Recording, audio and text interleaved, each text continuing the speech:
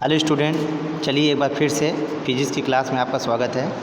चलिए अब फिर से शुरू करते हैं गाउस के नियम का अनुप्रयोग। जैसे कि मैंने बता दिया गाउस का नियम क्या है पिछले वीडियो में, इस वीडियो में देखिए गाउस के नियम का अनुप्रयोग। तो इसका देखिए फार्मूला आप जानते रहिए। पहला जो होता है रेखीय आवेश चालक की विद्युत क्षेत्र की तीव्रता, तो E बराबर सिग्मा 2 पाई एप्सिलॉन 0 R होगी। तो रेखीय आवेश चालक की जो विद्युत क्षेत्र की तीव्रता होगी E बराबर सिग्मा रो 2 पाई एप्सिलॉन 0 R होगी। इसी तरह समतल आवेशित शीट की विद्युत क्षेत्र की जो तीव्रता होगी E बराबर सिग्मा 2 साई 0 होगी।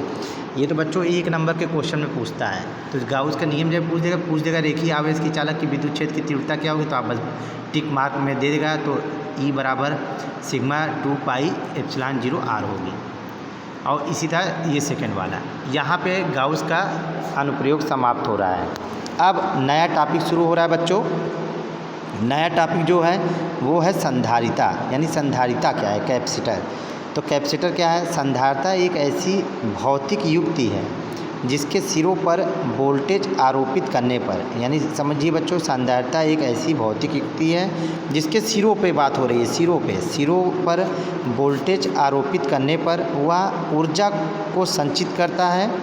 यह दो समांतर सुचालक से बना होता है। यह ऊर्जा को क्या करता है, संचित करता है, और यह दो समांतर सुचालकों से बना होता है। इन्हें प्लेट के बीच में, तो दो प्लेटें होती हैं बच्चों, इन प्लेटों के बीच में डाई इलेक्ट्रिक मटेरियल होता है। ध्यान दीजिएगा बच्चों, क्या होता है, डाई इलेक्ट्रिक मटेरियल होता है।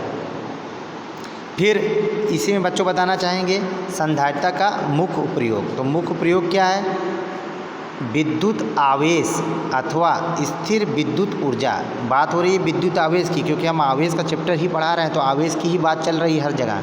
विद्युत आवेश अथवा स्थिर विद्युत ऊर्जा का संचय करने फिल्टर परिपथ और टाइमिंग परिपथ, ट्यूनिंग परिपथ तथा रिले परिपथ में किया जाता है। कहाँ मुख्य उपयोग किया जाता है इनका, फिल्टर करने में, परिपथ में, टाइमिंग परिपथ में, ट्यूनिंग परिपथ में और रिले परिपथ में इनका उपयोग किया जाता है।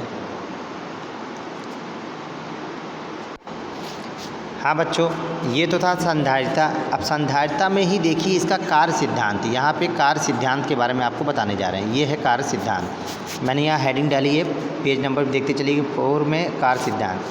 किसी संधारित्र में धातु के दो प्लेटें होती हैं। अभी हम आपको बताएं कि संधारित्र क्या होती है, दो प्लेटों से मिलकर बना होता है। किसी संधारित्र में धातु की दो प्लेटें होती हैं जिसके मध्य भाग में डाई इलेक्ट्रिक पदार्थ भरा होता है। डाई इलेक्ट्रिक पदार्थ बोलते किसको हैं, जैसे पेपर हो गया या माइका होता है, तो डाई इलेक्ट्रिक पदार्थ ही होता है। संधारित्र के माध्य धारा तभी प्रवाहित होती है जब इन प्लेटों के मध्य विभवांतर समय के साथ बदलता रहता है। क्या बदलता रहता है, विभवांतर जो होता है बच्चों समय के साथ बदलता रहता है। इसी कारण से डीसी विभवांतर लगने पर स्थायी अवस्था में संधारित्र में कोई धारा नहीं बहती है, यानी डीसी अवस्था में कोई धारा नहीं बहेगी। यदि हम संधारित्र के दोनों सिरों के बीच प्रत्यावर्ती विभवांतर लगाते हैं तो उसके प्लेटों पर संचित आवेश कम या अधिक होने लगता है, जिसके कारण बाह्य परिपथ में धारा प्रवाहित होने लगती है।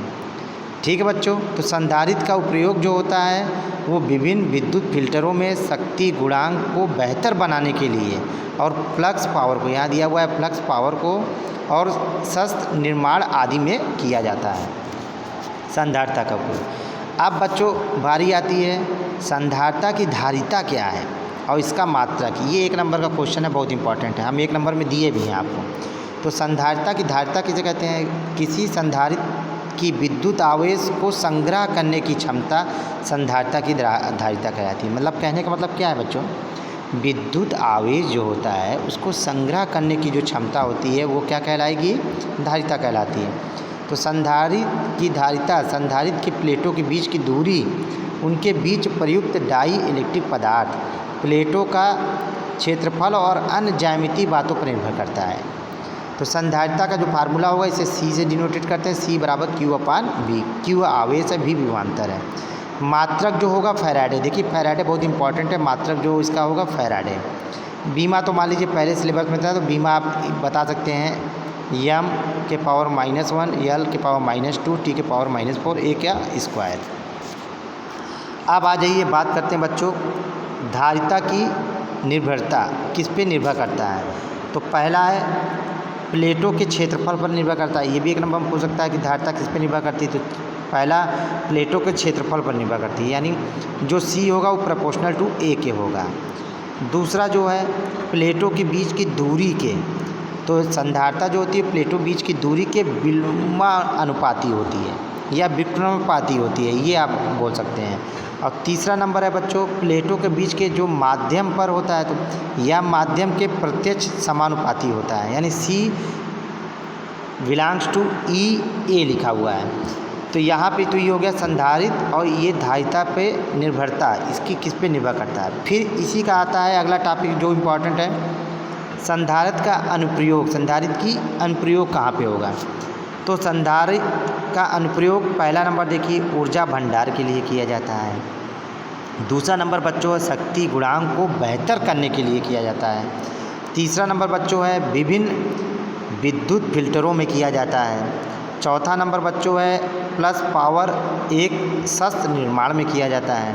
अब पांचवा नंबर है विद्युत परिपथ के टाइमिंग सर्किट बनाने में किया जाता है। ये तो इनका अनुप्रयोग हो गया। इसी में एक नंबर के क्वेश्चन भी पुटअप हो सकते हैं बच्चों।